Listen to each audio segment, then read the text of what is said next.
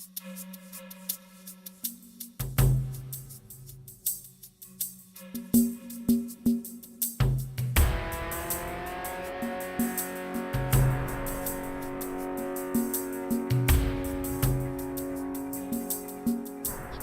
massive volunteer effort to beautify 3 intersections will lead to the closing of a 6-mile stretch of I-70 from 465 on the west side to I-65 near downtown Indianapolis. You need to have a plan and pack a lot of patience if you use that route. This is from Keystone. You start hitting the brakes all the way into the South Split.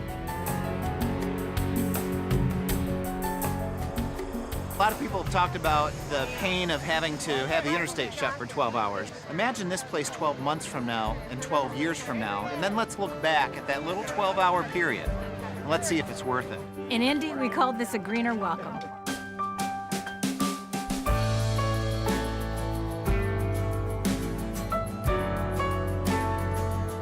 A greener welcome means a better environment. A greener welcome means a better first impression of our city from the people who visit us. This is Indianapolis's front yard. We've got this great new airport, so why not make that 7 or 8 mile stretch between the airport and downtown look just as nice and send a message of welcome? A Greener Welcome is a collaboration of Eli Lilly and Company, Keep Indianapolis Beautiful, and the Indiana Department of Transportation. This is our Lilly Global Day of Service, and we're going to have 20,000 people all across the world doing service in their communities today, but the biggest one by far is going to be right here in Indianapolis. Anytime you have 9,000 people pulling for our city in such a tangible and demonstrable way, it's just an amazing day. What we need you to do is make sure you don't dig it too deep, put it right at the soil level, make sure it's pointing towards the sky. You want to go ahead and space your perennials out before you do any planting. So you guys are going to do great. All right. Well, so far so good, Grace. As a matter of fact, the morning shift wrapped up early. Then they were ready to bring in the afternoon shift. They're hoping the same thing will happen. Here come more packets. Be ready. Be alert. Be alert. It is the city's biggest beautification project ever, and take a look. This is the West Street interchange, and it looks entirely different. We're talking about 16 semi-trucks loaded with trees. We're also talking about 11 acres that are going to be naturalized.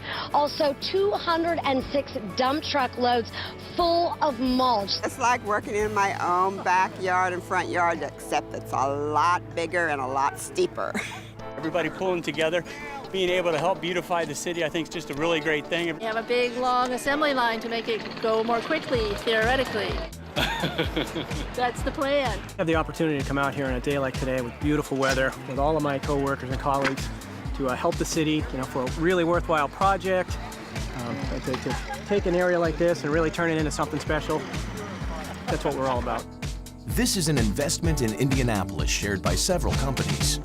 Duke Realty, MS Companies, and Deem, a mechanical and electrical company, have all adopted interchanges, as have RJE Knoll Business Interiors, Elanco, and the Indianapolis Colts. The 6-mile stretch of road has just now reopened. Could the thousands of volunteers finish the beautification job in 12 hours? Could they really do it? That's right, Debbie, Eric. Actually, less than 12 hours. I guess if you want to be a little bit more precise, perhaps 11 hours if they want to brag a little bit. I can definitely tell you they're done here, and I-70 is back open. It's been a dream of civic leaders in this city for 30 or 40 years to really do something about this gateway to our city. KIB ultimately wants this city to flourish. That's about its neighborhoods, it's about its people, it's about human relationship, and it's about human relationship to nature. First impressions are extremely important. When they get into the airport, which is very nice now, and they drive through, they're going to look at the city, see beautiful city, they're going to say sustainable city, they're going to see a city that gets it.